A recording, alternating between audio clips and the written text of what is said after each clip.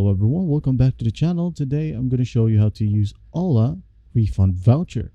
Alright, let's say for example that you have just created a ticket or called to OLA customer care and you have your refund voucher. Alright, and do take note that most of the time OLA will refund your amount to your OLA money wallet. Alright, you can use this amount in the next rides. Now, how do you use it? Just follow these steps right here. All right. First up, if you don't have it yet, re-download or download the OLA app. Then select a ride. Click the apply coupon. All right. Once you've selected the ride, just simply click on apply coupon.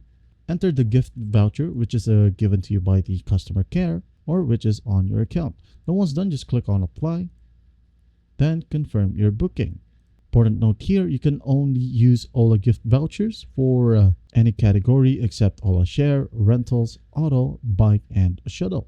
That's basically it. I hope this video helps and please don't forget to share this video to your friends. And if you find this video helpful, please leave a like and subscribe. Thank you for watching. Goodbye.